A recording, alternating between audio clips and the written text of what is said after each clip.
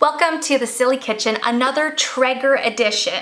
Now, if you have been with me since last year, you know that last summer the Traeger came into my life and it was a wonderful addition to the cooking experience. I'm absolutely in love. That does not mean that errors and fails and oopsies have not occurred. They absolutely have. So today I want to show you my version of pulled pork on the Traeger smoker. But to give you a little bit of background, this was not the first time that I made pulled pork. If you look at the history of my videos, you will see that there was no pulled pork recipe last year. However, I did attempt one. Now, I wouldn't call it a total fail because nothing went to waste. The meat was still delicious, but I did not get the tenderness, the smoke ring, and just that perfect pull apart that you're supposed to get with pulled pork. It's in the name, pulled. You're supposed to be able to pull it. It's supposed to just fall apart. So I will show you what happened last year. What I did is what I thought the easy version of recipes on a smoker are, which is set it, forget it, take it off, let it rest. Kinda, sorta.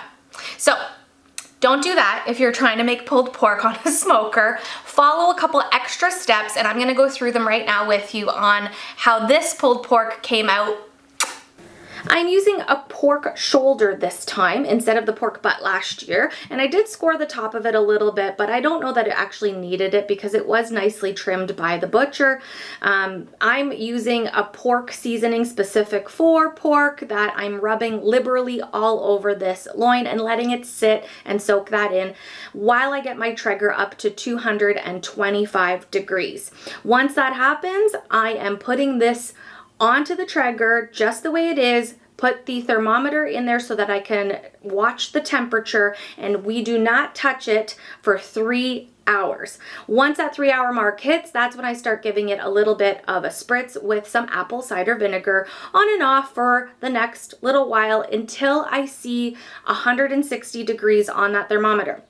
I've got some high quality foil and I'm gonna wrap that up nice and tight, keeping all of that moisture in there, and get it back onto the Traeger with my thermometer back in there.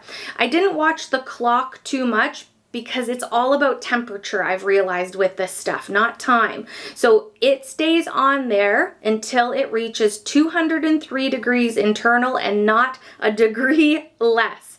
Then I'm going to transfer it over just to another tray and cover it up with a towel to keep all that heat in there while it rests for about an hour, 45 minutes to an hour or so.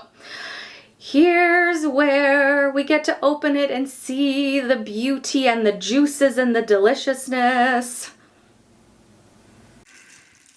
Oh, it's really hot. So I switched over to using a fork, which took a little bit more time, but I was so happy with just how easy it pulled apart, and I loved all the color and that bark and all that deliciousness. Please help me out and suggest what kind of meat gloves I should get, because those are pathetic. Making a pulled pork sandwich is what we decided to do with it, and woo, it was good. It turned out so tender and juicy, and I was so happy with the smoky flavor and even that bark that formed on this beautiful pulled pork recipe.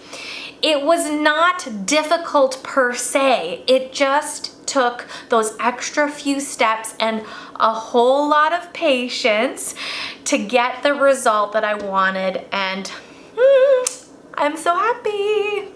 So if you are looking for a pulled pork recipe or technique for your smoker, definitely follow through with a few hours on the smoker uncovered, making sure you give it a little spritz, covered on the smoker again, and then reach that internal temperature and let it rest. You will be so happy that you took that extra time. Thank you for watching The Silly Kitchen, and I hope you stay tuned and hit that subscribe button for more ideas, recipes, and just a whole lot of fun with food.